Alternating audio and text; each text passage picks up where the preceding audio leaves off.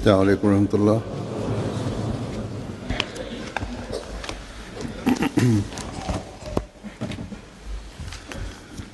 أشهد أن لا إله إلا الله وحده لا شريك له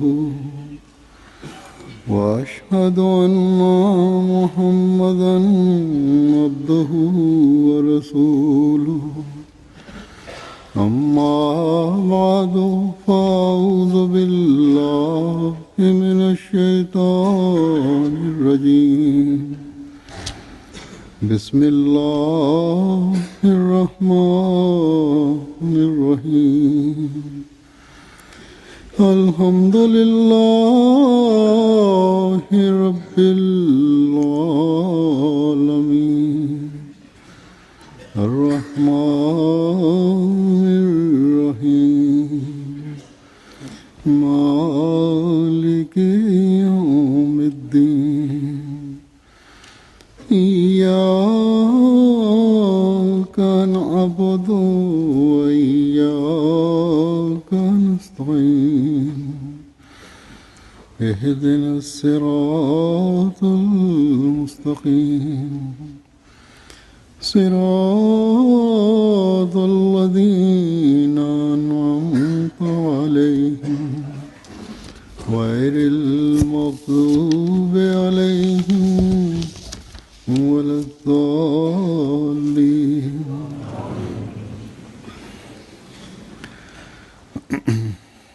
जो इंसान दुनिया में आया, Hazur says that every person who comes into this world will have to leave it one day. This is a law of nature. No person is exempt from this. In many places in the Holy Quran as well, the subject of Kullu nafsin za'iqatul maut, that every soul shall taste of death, has been elucidated in different ways. And by mentioning this in diverse manners, it has drawn our attention towards the fact that a person should keep his inevitable death before him. For by doing this, it keeps a person's mind inclined towards Allah. Further, Allah the Almighty has mentioned that apart from His own being and existence, everything else that is on this world, everything that is in this universe, in fact everything that is in this universes, they will all perish. Therefore, when only the being and existence of Allah is everlasting, and when Allah the Almighty has inculcated a believer to give greater emphasis and precedence towards the hereafter over and above this life,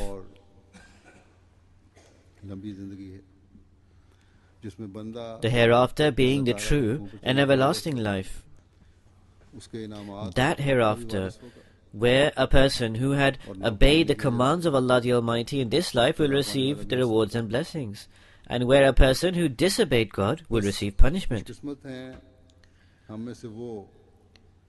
Therefore, fortunate are those people amongst us who give precedence to the hereafter over this life, and to endeavor to attain the pleasure of God Almighty. Such persons spend a greater part of their life in an effort to please that truly beloved one.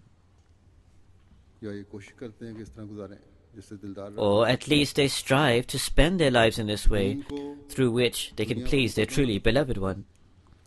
They give precedence to their faith over the world, and for this they are prepared to make every single sacrifice. In this manner they progress to such a degree that aside from service to the faith, there is nothing else that interests them. They fulfill the rights due to others, and if they do so, they do it because this is the command of Allah the Almighty, that fulfill the due of Haqukul Aba, the rights due to mankind, because this is also a part of the faith. Such persons fulfill their trust for the sake of attaining the pleasure of God the Exalted. In order to fulfill the due of their trust, they do not care at all for any impediments that may come along the route. तंगी में आसाइश whether before them or behind them, whether at times of ease or at times of adversity, whether in illness or in good health, they have only one objective, that I must fulfill that pledge that I made with God the Exalted. मेरे सुपुर्द है उसके अदा I करने must का fulfill the due of that trust that has been assigned towards me. ऐसे लोगों का शुमार उन लोगों में होता है जिनके बारे में अल्लाह ताला Such people are counted amongst those regarding whom Allah the Almighty states, وَمِنَ النَّاسِ مَنْ يَشْرِي نَفْسَهُ ابْتِغَاءَ مَرْضَاتِ اللَّهِ. और लोगों में से ऐसे भी हैं जो अपनी जान The translation of this is, and of men there is he who would sell himself to seek the pleasure of Allah. उनके चेहरों पर हर वक्त एक सुकून नजर Hazur says, their faces exude serenity at all times, की तस्वीर बने होते हैं as if they are a personification of Nafs Mutma'inna, the soul at peace. इन खूबियों के मालिक हमारे Recently, one such person who possessed these qualities, an elder and holy person of our community, passed away, who most surely was a great asset of this Jamaat, this community. His name was Sayyid Abdul Hayy Shah Sahib. Inna lillahi wa inna ilayhi raji'un. Surely to Allah we belong, and to Him we shall return. May Allah the Almighty grant him a position near His dear ones. महज और And may Allah the Almighty फजल से purely and only through His grace make this loss come good of this community. नेमुल बदल पैदा फरमाए May God the Almighty create manifold people in His place so that this caravan of Ahmadiyyat can rapidly and always continue upwards and forward towards its destination. Syed Abdul Shah साहब के कुछ जिक्र खैर करूं Now I will mention some details by way of a eulogy of Sayyid Abdul Hayy Shah Sahib. 12 January 1932 Mukarram Shah Sahib was born on 12 January 1932 in Karel district, Anantnag, Kashmir. और फिर ये कादियान आ गए थे Then he later came to Qadian when he grew up. और कादियान आने के बाद फिर वहीं से After coming to Qadian, partition हुई है when the partition took place, that is the partition of the Indo-Pak, इनकी वालदा he then went to Pakistan. His mother remained behind in Kashmir. और उनसे ये लैदा हुए हैं और फिर 40 साल So therefore he was separated from his mother, and after 40 years he met his mother again. For 40 years he was unable to meet his mother. This separation he endured for the sake of his faith. इनकी मुख्तसर तारीख ये है कि इनके दादा Syed Mohammad The Hussain brief का background and history of Sayyid Shah Sahib is that his paternal grandfather Sayyid Muhammad Hussain Sahib was from the district Khanyar, Srinagar, Kashmir, of a Sayyid family. मजहबी इख्तिलाफात की The members of this family, due to some religious differences, left their homeland नाड़ोवाद and they migrated to the area of Narova, नाड़वाद में मुकीम हो गए or perhaps it is Narva, says Hazur, and they settled there. इनके एक फर्जंद थे सैयद अब्दुल मनान शाह साहब One of his sons was Sayyid Abdul Manan Shah Sahib. बैत की और अहमदी हुए He took the bayat, the pledge of allegiance, at a young age and joined Ahmadiyyat. बल्कि बचपन में ही इन्होंने अहमदी कबूल कर ली थी In fact, he had accepted Ahmadiyyat in childhood. Ahmadiyyat पर कुर्बान कर दिया था He left aside the life of Pir Meridi, which is the following of the so-called saints, and he spent his life instead for the sake of Ahmadiyyat in extreme humility and humbleness. Jammu और कश्मीर में The history of Ahmadiyyat, Jammu and Kashmir records regarding Sayyid Abdul Hayy Shah Sahib that Mukarram Sayyid Abdul Hayy Shah Sahib Shahid 40 में कादियान आए in 1941 moved to Qadian, and in 1945 he dedicated his life for the sake of Islam and entered into Madrasa Ahmadiyyat. After the partition in 1949, he once again re-entered into Jamia Ahmadiyya after moving to Ahmednagar in Jung. In 1953 he passed the Maulvi Fazl, and at Punjab University he stood at the first position. In 1955 he passed with Shahid exam from Jamia Bashirin, and later he gained an MA with distinction in Arabic. काम सरंजाम देते रहे He carried out quite deep, extensive research work. Ahmadiyya में भी एक लंबा अरसा इनको खिदमत का He was unable to serve Khudam al-Ahmadiyya for a lengthy period of time. He was the editor of the monthly Ansarullah magazine और मुजल्ला जामिया के मुदीर रहे. and also the Mujalla Jamia, and he remained so for 3 years. He also served as a printer of the Khalid and Tashizul Azhan magazines 12-13 साल for approximately 12 to 13 years. Press के manager. He had also served as a manager and printer of the Ziaul Islam Press. Islamia रहे. He had also served as managing director of Al Shirkatul Islamiyah, president of the Al Fazl board. Managing director MTA He was the first managing director of MTA Pakistan. Foundation थे. He was also a director of Fazl Umar Foundation and a director of the Tahir Foundation. थे. He was the Nazir-e-Shah, the director of publications, and also the member of numerous committees. He was also unable to serve as the acting Nazir-e-Ala and Amir-e-Muqami. Kashmiri ज़बान में तर्जुमा कुरान की नज़रसानी की He was unable to work on the revision of the Kashmiri language translation of the Holy Quran. As the Nazir-e-Shah, he was unable to work on the set of books of the promised Messiah, peace be upon him, Rohani Khazain, on the new computerized edition. He made manifold indexes and wrote many forwards of several books. He was unable to render great services as regard to the translation of the Holy Quran by Hazrat Khalifatul Masih Rabi, the fourth Khalifa, may Allah have mercy upon him. He also played a key role in the publication of the lectures by Hazrat Khalifatul Masih IV, may Allah be pleased with him, on homeopathy. He was a man who provided great and valuable opinion. He was of simple nature. He was righteous, noble and pious, compassionate, forbearing, humble and full of humility, and one who always spoke measuredly and with balance. Due to having a strong religious background, he researched every single matter most extensively and in depth, and he provided solid advice. Whenever he would be given any task from the Khalifa of the time regarding researching into any intellectual or matter of knowledge, he would always strive to fulfill that in optimum and the quickest time. In the publication and preparation of the books and other publication, he would guide his staff. He would provide most profound and most insightful advice.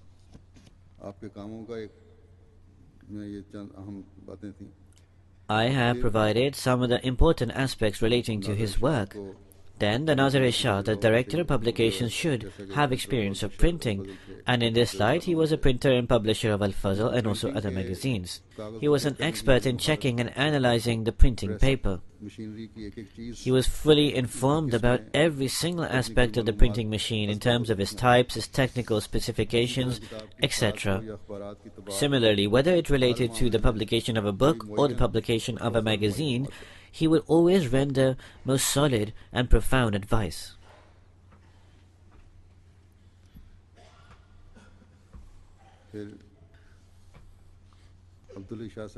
Some details have been mentioned regarding Sayyid Abdul Hayy Shah Sahib in Al Fazl newspaper. It says that in April 1945 he resolved to do waqf, that is, to devote his life. But he did not fill the form of the pledge of Waqf-e-Zindagi until 11 November 1950. As I mentioned earlier, he received education until the middle level. He entered into Jamia Ahmadiyya, and during his education in Jamia Ahmadiyya, he completed his matriculation examinations, achieving the 6th position. With the grace of Almighty Allah, every year at Jamia, he acquired the 1st position. Similarly, in the Maulvi Fazl examinations, he acquired the 1st position.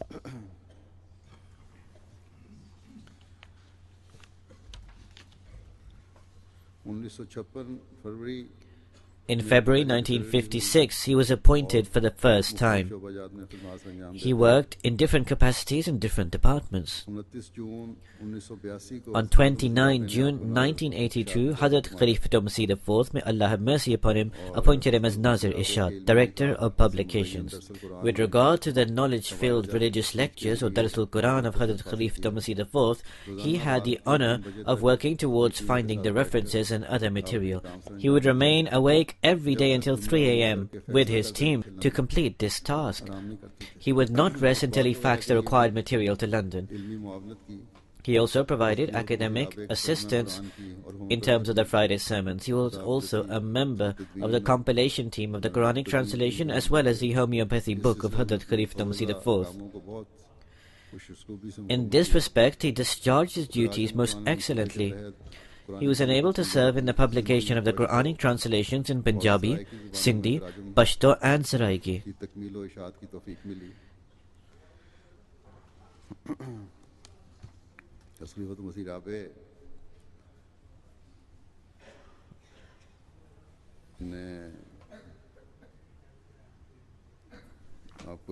Once Hazrat Khalifatul Masih IV, may Allah have mercy upon him, paid tribute to Shah Sahib. In a Friday sermon of 26 September 1997, Hazur said, "I have observed this quality in Sayyid Abdul Hayy Shah Sahib, that whenever a specific matter is explained to him, even if he does not have personal knowledge of it, he looks for people who are familiar or knowledgeable about it. It has never happened that I gave him some instructions about a book and he has not prepared exactly what was instructed of him. With the grace of Allah, he has deep insight and he studies everything in minute detail."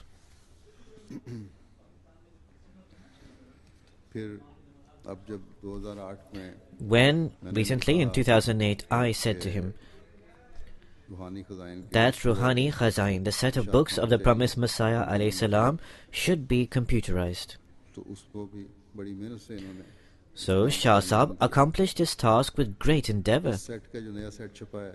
In terms of this new computerized set, aside from other distinctive features, one is that Sayyid Abdul Hayy Shah Sahib took care of this point as well, that this new computerized edition should be page by page in exact accordance with the previous edition of Ruhani Khazain. This is so that the references that have been used in our literature in the last 50 or 100 years of the Jamaat, they could be easily located.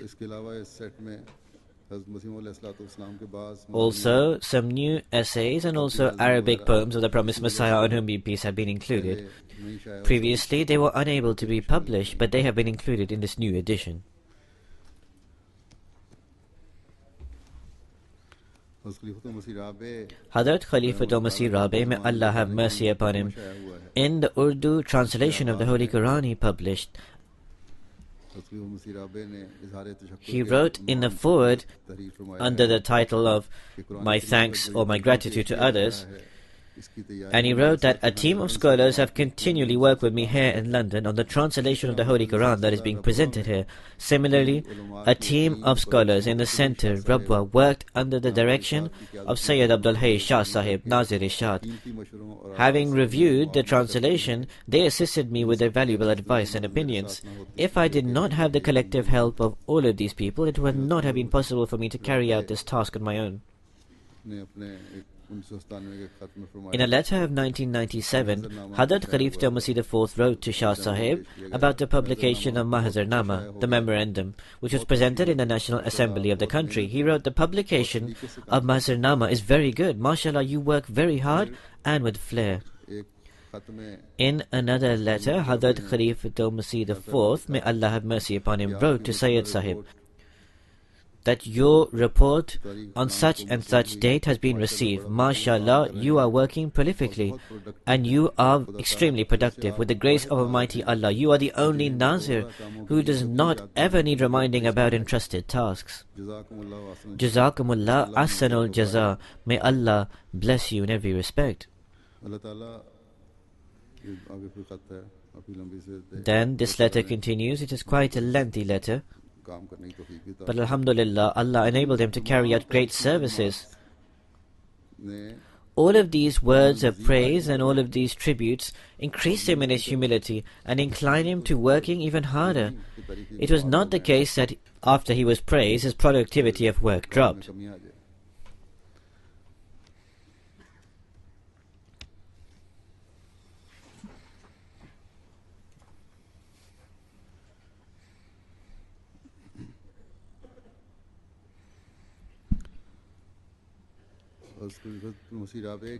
In the era of Hazrat Khalifatul Masih IV, may Allah have mercy upon him, in Pakistan, जिल्दें हैं The volumes of Malfuzat, that is the writings of the promised Messiah alayhi salatu wasalam, they were changed from 10 volumes to 5. और इन जिल्दों में मौजूद तमाम कुरानी आयात References were provided for all the Quranic verses of the Holy Quran that were mentioned within Malfuzat. हस्बे ज़रूरत Where नए required, number new कायम headings were included. क़ारीन की सहूलत के And लिए for the जिल्द benefit of the आखिर में readers, आयात an index was included at the end of sections which mentioned the names of person, places and Quranic references. लेकिन अब पिछले साल इसी साल However, last year, in fact this year, when Sayyid Abdul Hay Shah Sahib came for Jalsa, I said to him that instead of the 5-volume set of Malfuzat, change it back to the 10-volume set. It would be better. So he did not mention in the least that we have worked so hard to compile this 5-volume set from the old 10-volume set, and that it would be extremely difficult now to return to the old format of 10 volumes.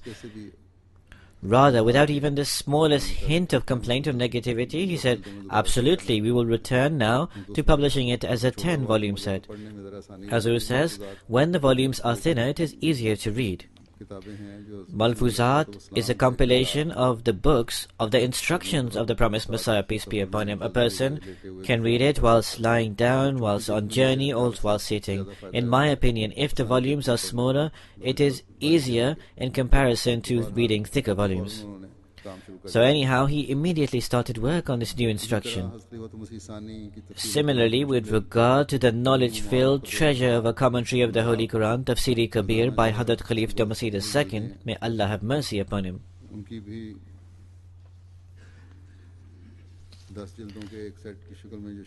This commentary is compiled in a 10-volume set for the ease of use of the readers.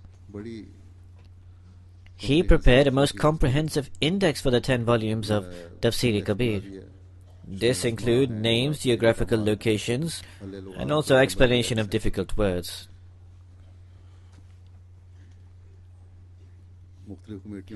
He was a member of different committees in the Anjuman. He was on the Mushawarat panel, a member of the Department of History of Ahmadiyyat, the member of IFTA, the member of the Planning Committee, a member of the Preserving the Audio-Video Cassettes, and a member of the Preserving of the Tabarrukat. He was a member of the Khilafat Centenary Committee. He also had the honor of being a Asirani Rahim Mawla, a prisoner in the way of Allah. He was also the president of the Al-Fazl board. Abdul Hay Shah Sahib, speaking about his first meeting with Hadrat Khalifa Masih III, may Allah have mercy upon him, says that the awe-inspiring personality and compassion of the third Khalifa reminds me when after he had given me some important responsibilities. Then in the first mulaqat or meeting when I was called by Hazur, so I went before the presence of Hazur. My hands were trembling with nervousness. Hazur, with great compassion, stated that what is there the need to be nervous? Comprehend the work that I provide to you and carry out with complete diligence and efforts. Then Hazur took my hand in his hand, and this eased me. Hazur did not readily trust one, but once he did, he would show complete affection, guidance and pardon to him, and he would continue to do so. So he writes that once an arrest warrant was issued for me. Hazur says that in Pakistan, it was common for editors and publishers to have arrest warrants issued in their names. So as such, an arrest warrant was issued for Sayyid Abdul Hay Shah Sahib.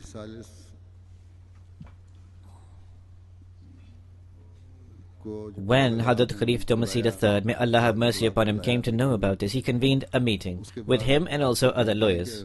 So he writes that after this, Hazur sent one of his sons with a message that said to Abdul Hay Shah Sahib that do not worry, I will pray for him.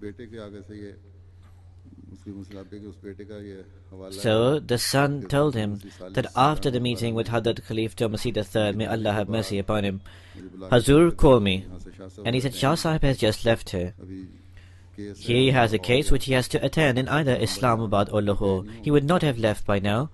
So say to him that immediately after he left, when I prayed due to his anxiety, then Allah the Almighty made me utter these words upon my lips that God never lets His pious people go to waste. So therefore there is no need to be anxious or nervous.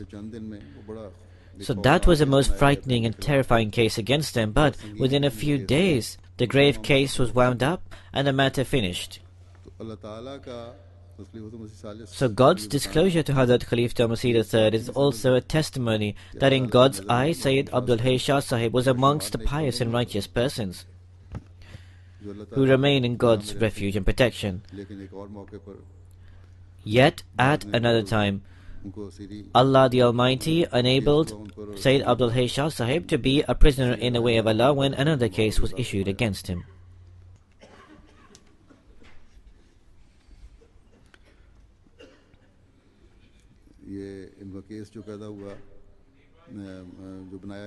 The case that was issued against him was regard to a pamphlet in which there was a line of the promised Messiah ﷺ that religion is based on these five. This was published by Secretary Lajna in their magazine. So the scribe Muhammad Arshad Sahib and also Sayyid Abdul Hay Shah Sahib had cases issued against him. Shah Sahib and also Arshad Sahib were locked up for a few days, and the case went on for many a months.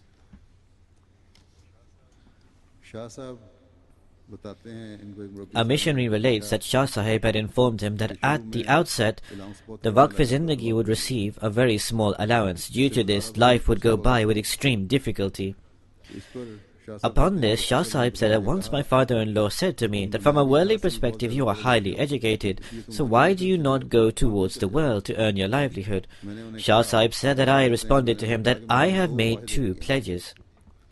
The first pledge I have made is of marriage with your daughter. The second pledge I have made is with Allah the Almighty of being a Waqf-e-Zindagi, a life devotee. Now you tell me, which pledge should I break? Shah Sahib said that I said to him after some time that if I were to preserve my first pledge and break the second one, then how can this be possible? Hearing this, the father-in-law remained quiet, after which he never raised this issue again. Shah Sahib said, with the grace of Almighty Allah, after that incident, for my entire life, Allah the Almighty rewarded me without measure.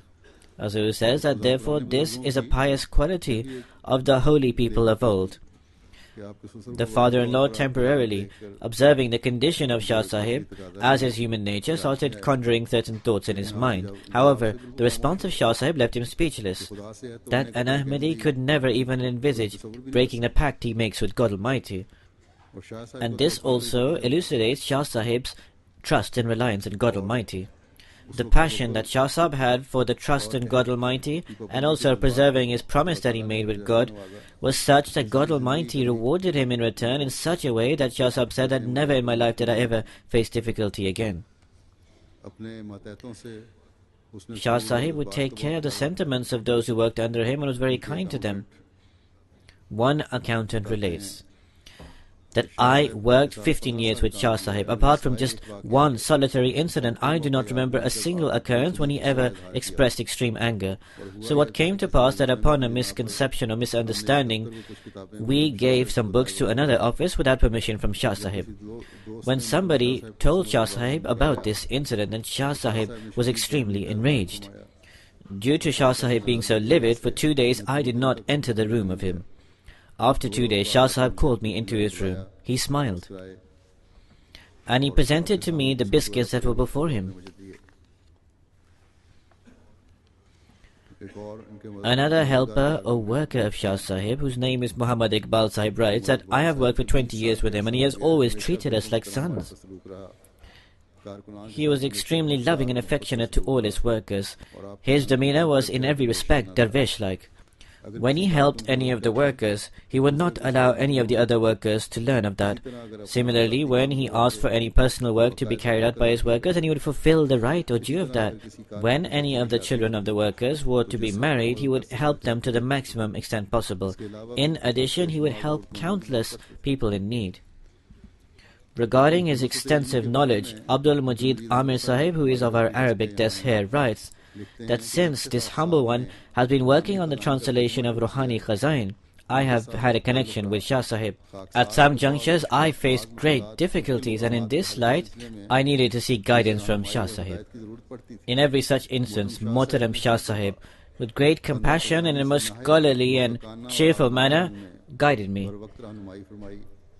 Shah Sahib's reply would always be well-reasoned, satisfying, affectionate, and also all-encompassing upon all aspects of the question, and alongside this it will be replete with courtesy and filled with high moral regard. If I presented any suggestion to him, then he would receive it most cheerfully and happily. This way of his cheerfulness and compassion remained until his last breath. Mubashir Ayaz Sahib writes that at the annual sports rally of Jamia Ahmadiyya, for the prize-giving ceremony, certain special guests would be called amongst the holy and elder people of the Jamaat. One year, introducing the elder or holy person who had been invited specially for the event, Principal Sahib Jamia said that there are many people who work in different ways. Some are those who work with one hand and they clap with the other. In other words, they promote and announce whatever work they have carried out. They tell others that we have carried out such and such work. Then Principal Sahib said there are some others who clap with both hands. They are not carrying out any work. There is more commotion and propaganda on their part rather than work. And then there are other people who work with both hands. They have no concern at all that anybody sees or praises their work.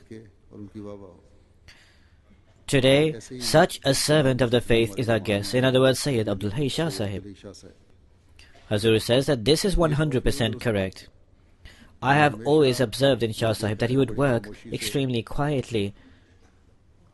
Regardless of ill health or his feet being swollen, he would still do this. Once I asked him that, "Your feet are swollen, are you not pained?"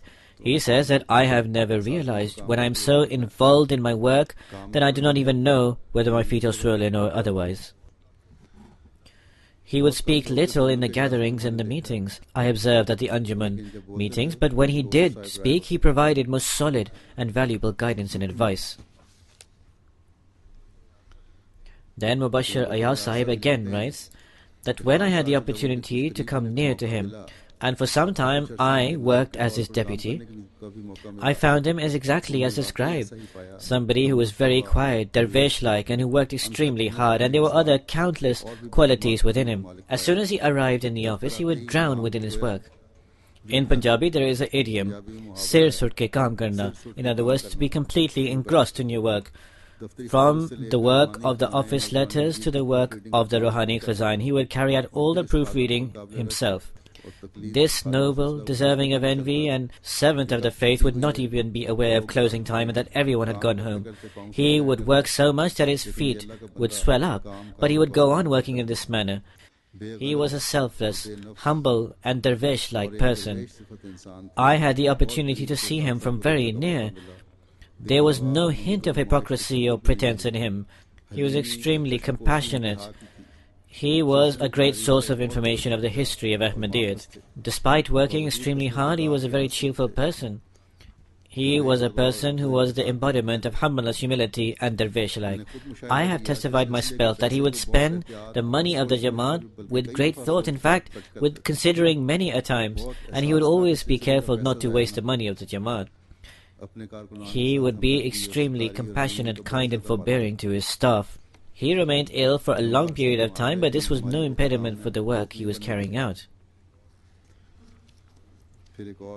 Then another Murabbi or missionary writes regarding Shah Sahib that in his personality there was not even a hint of pride or arrogance. Truly, he was a selfless, dervish-like and angelic person.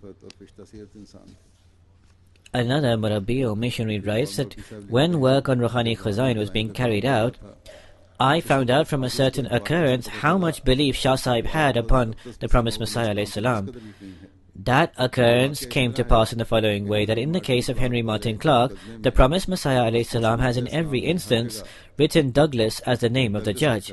But in Rohani Khazain, volume 15, in the book Daryaqul Qulub, on page 349, the judge is referred to as J.R. Drummond, and the name has been mentioned as Pathankot. For this issue, the research cell and the history of Ahmadiyya department written to that what is this case? They both had the same view, that this must be an error of the scribe or the typist, but Shah Sahib's view was that such a big error could not have come to pass, and he did not include a footnote upon this, and he left it as it was. Then, when work was being carried out on Ruhani Khazan Volume 18, on the book Nazul al-Masih, there on page 578, the promised Messiah ﷺ says, Abdul Hamid was arrested again after 1.5 years. He was asked the same question, and he remained firm on that previous testimony that I did that on the behest of the Christians. Hazur says, in other words, when he was arrested for the second time, the judge was different. It was that judge that was mentioned by the promised Messiah ﷺ and not the judge of the previous case. So he continues that Shah Sahib never remained restless and he always was affectionate and loving towards his staff. The librarian of Khilafat Library Rabwa writes that Shah Sahib was a very beneficial and useful person. I have seen that he would carry out work of the community with great efforts and endeavor. Despite his illness, he would work throughout. His feet would always remain swollen and he also had different ailments, for example, of the heart. A few months before, a task was sent from London to check the editions of Barahin-e Ahmadiyyat.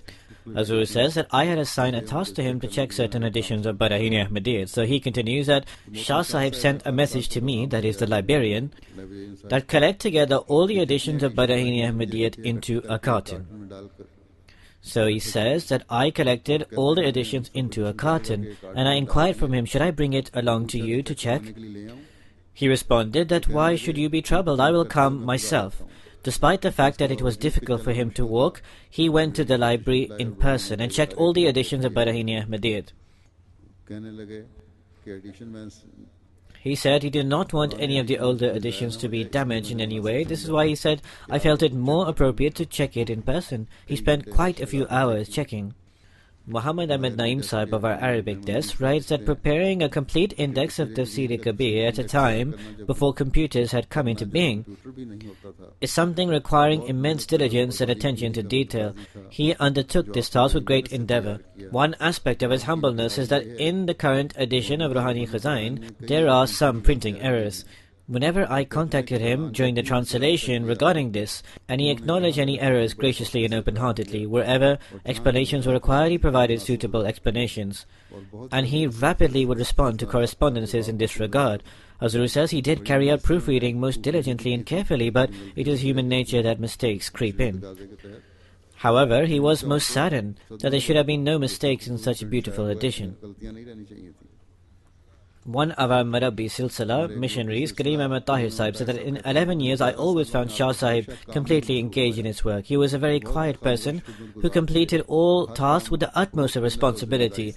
It was astonishing that he worked so hard at even an elder age, mashallah. After office hours, he would take part in the meetings of the Arabic board. During the work of Ruhani Khazan, he personally proofread each word of every single book.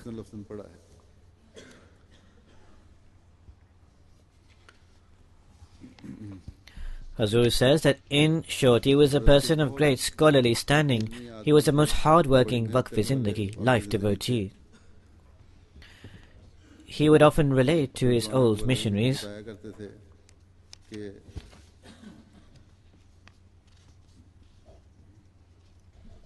that I have also witnessed that era of Sadr Anjuman when there was great simplicity.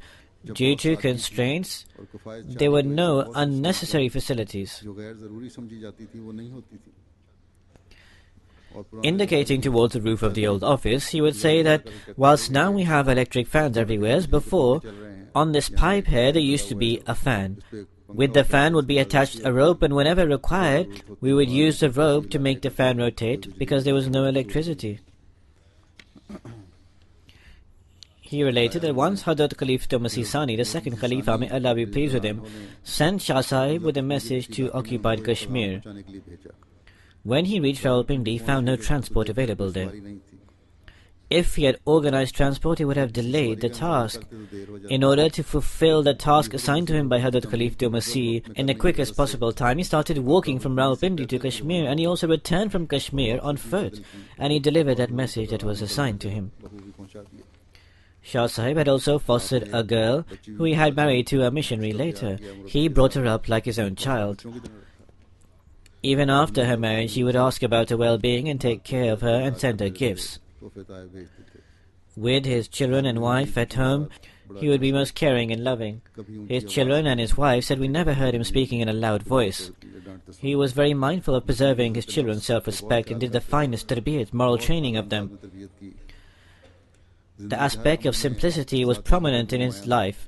Showing off or display was abhorred by him. He was a model of steadfastness. He never complained about his sufferings or pain, whether it related to ill health or any other problem. His patience was so exemplary that when he learned of the passing away of his mother, who was in Kashmir, through a letter, he bore it with great resoluteness, and for many days he did not mention it to anyone else.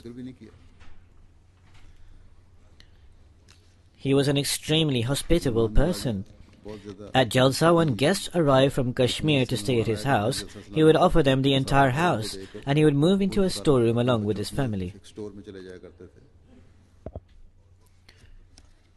He always remained fully engrossed in fulfilling the pledge of his waqf, his life devotion, and he remained so until his last breath.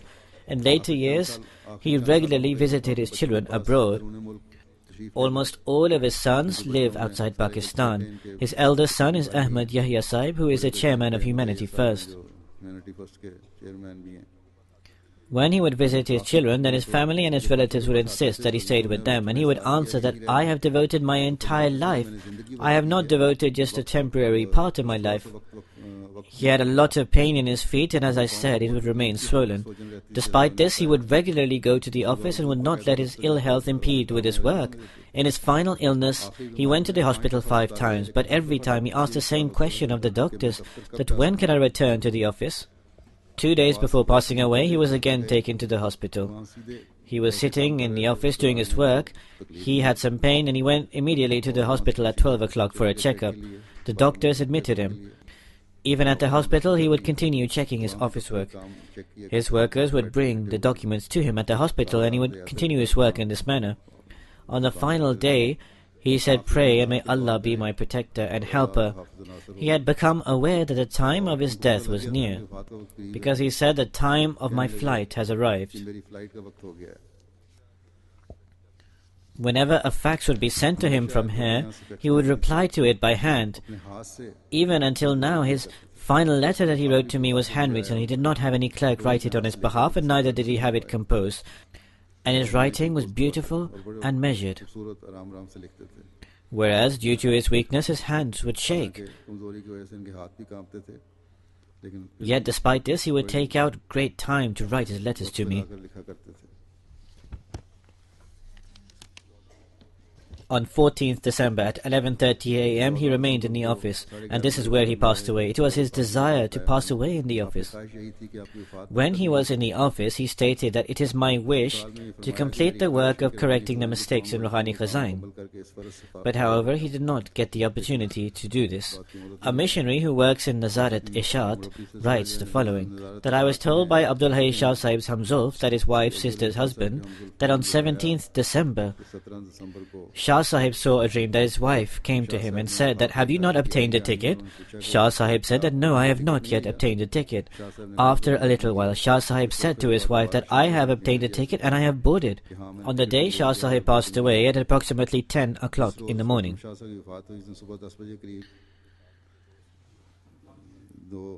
This friend went to ask of the well-being of Shah Sahib in the hospital. There he learned the doctors had said that we have made whatever efforts possible now. Shah Sahib then called his son Imran over, and he said to him in a soft voice that the flight has arrived. The son could not understand what Shah Sahib said, so he came near to try and hear him properly, but then Shah Sahib passed away. Hazur says that therefore this servant of the Jamaat until his last breath remained completely devoted to the community, and to the maximum extent possible he gave precedence to the Jamaat over every single other matter. Shah Sahib acquired religious knowledge. He read the books of the promised Messiah, on whom be peace. But he also acted upon it. He did not just acquire knowledge. As many different people have said in the letters that I read out, that he always remained fully engaged in trying to fulfill Haququllah and Haququl Abad, the rights due to God and the rights due to mankind. When I was Nazir Ala, I found him one who displayed perfect obedience. He was Nazir Ishat at the time. And when God the Exalted cloaked me with the mantle of Khilafat, I found that Shah Sahib in his sincerity and loyalty had increased phenomenally, even more than before. And most surely this is what should have happened, because the link with Khilafat is different. He was one who comprehended the spirit of the Bai'at, the pledge of allegiance, and with all his capacities and powers he fulfilled the due of his Bai'at, his pledge of allegiance. May Allah the Almighty elevate the rank of Shah Sahib. May Allah the Almighty go on creating similar persons who are so dedicated, devoted and helpers of the Khilafat. After the Friday prayers, I will inshallah lead his funeral prayers. Alongside this, there are also some other funerals. The first is of Imtiaz Begum Sahiba, who was the wife of the late Muhammad Munawwar Ahmad Sahib, who was a missionary in East Africa. She passed away on 15th December. Inna lillahi wa inna ilayhi raji'un. She was born in 1936. On 24th November 1952, she was married to Muhammad Munawwar Sahib. She was the second wife of Maulvi Sahib.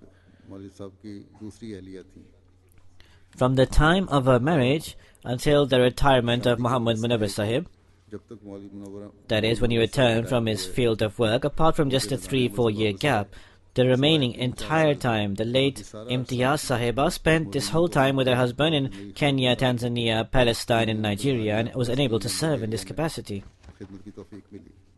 Maulvi Muhammad Munawwar Sahib, in his book Ek Nek Bibi Ki Yadein, the remembrance of a pious lady, has praised both his wives. Hadrat Khalifa Masih IV also praised this book greatly, that this is how they should live. The first wife of Maulana Muhammad Munawwar Sahib would refer to the second wife of Maulana Munawwar Sahib, who just passed away, as Appa, an affectionate way of calling an elder sister. She never used derogatory terms, and neither did she have a negative attitude or link with her. Both wives had a great relationship between each other.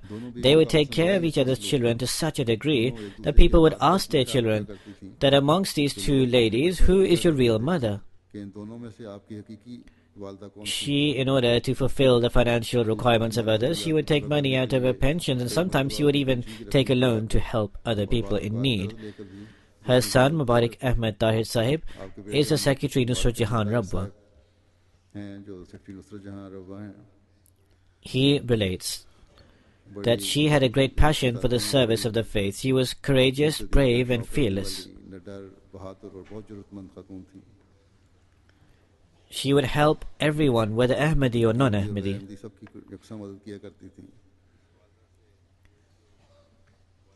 Mubarak Ahmed Tahir Sahib was born of the first wife, but from the second wife of Maulana Muhammad Munawwar Sahib, who has just passed away, one daughter, Amdad Noor Tahira Sahiba, is married to Abdul Razak Bhatt Sahib, missionary.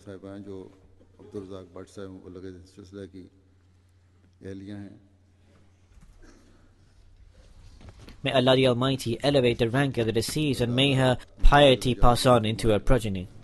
The next funeral or announcement of bereavement of Sister Zainab Wasim Sahiba, daughter Mukarram Kamaluddin Kahlon Sahib of USA. She passed away on 6 December at the age of 83. Inna lillahi wa inna ilayhi raji'un.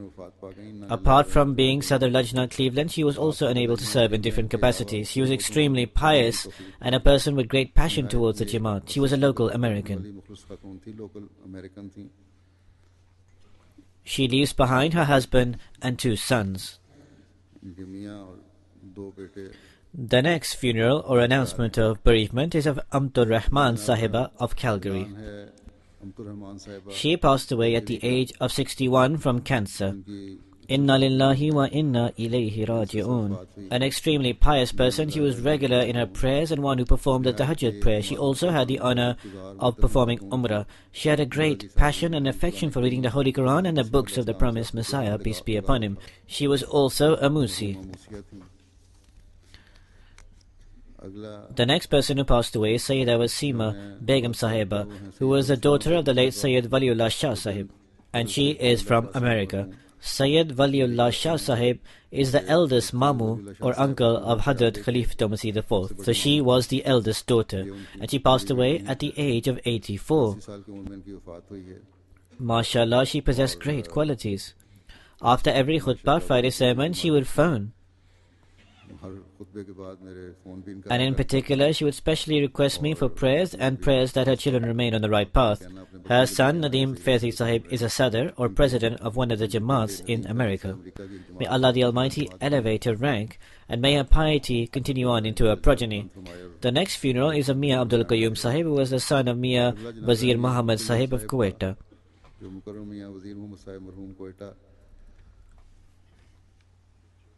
He passed away on 6 December at the age of 88. Inna lillahi wa inna ilayhi raji'un. He had great love for the promised Messiah, peace be upon him, and a deep connection and relationship of loyalty with Khilafat. His nikah was read by Hadrat Muslih Maud, the second Khalifa, and Hadrat Muslih Maud fulfilled the responsibility of being the wakil, the attorney himself. Muhammad Mustafa Sahib is from Rangi town, Karachi. He passed away on 27 September. Inna lillahi wa inna ilayhi raji'un. In 1971, he accepted Ahmadiyyat. He was the only Ahmadi in his family. After joining Ahmadiyyat, he faced many difficulties and hardship. His brothers tied him before the village folks and made him a target of torture. Before he accepted Ahmadiyyat, he was also amongst those who fiercely opposed Ahmadiyyat. But after becoming an Ahmadi, he changed completely. He always remained extremely loyal and devoted with the Jamaat, the community. In his area, he was appointed as Secretary Taleem al-Quran, Murabbi Atfal, Secretary Dawat al-Illah, and also Muallim Maqami. He was unable to serve in all these capacities. He taught countless Atfal, Nasrat, Lajna and Ansar the Quran with translation. He had memorized a large proportion of the Holy Quran. He leaves behind, apart from his wife, one son, Naveed Mustafa Sahib, a missionary. Nazir Ahmad Sahib Chakwal had passed away on 21st July. But he had requested for the funeral prayer and abstentia to be performed. He was the son of Hadrat Malik Karam Deen Sahib radiallahu ta'ala anhu. May Allah be pleased with him, the companion of the promised Messiah alayhi salam. In 1930, his father, in order to serve Hadrat Muslih Maud, the second Khalifa radiallahu anhu, he left for Qadian, where he remained for 17 years and he gave great services in this time. The deceased was a Musi. He was extremely sincere and had amazing loyalty to Khilafat. Fateh Muhammad Khan Sahib passed away on 28th November. He was an extremely sincere and pious person. He leaves behind 5 daughters and 3 sons. His son, Mukarram Hafiz Burhan Muhammad Sahib, is a Waqf Zindagi, a life devotee and a teacher in Jamia Ahmadiyya. And his son-in-law, Mian Abdul Rashid Tabassum Sahib, was a missionary. May Allah the Almighty elevate the rank of all of those who have deceased. May Allah the Almighty grant forbearance, patience and steadfastness to the family left behind, and enable them to remain steadfast in piety and to serve the Jamaat in every respect. As I stated, the funeral prayer and abstentia will be offered after the Friday prayers.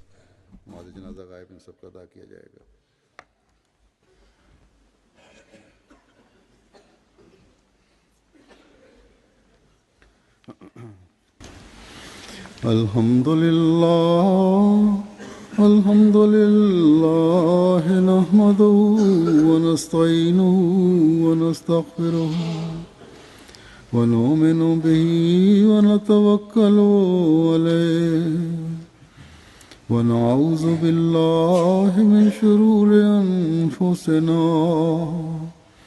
wa min sayyiati a'malina.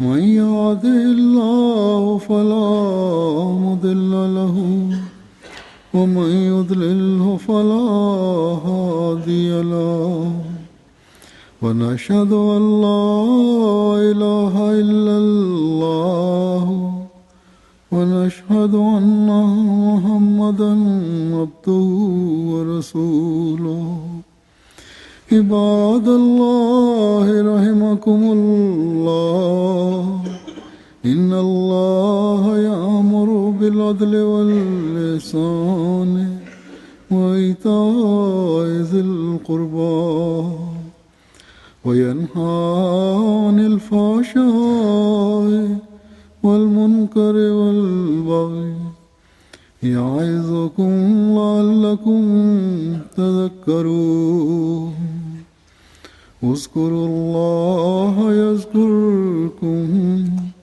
وادعوه يستجب لكم ولذكر الله أكبر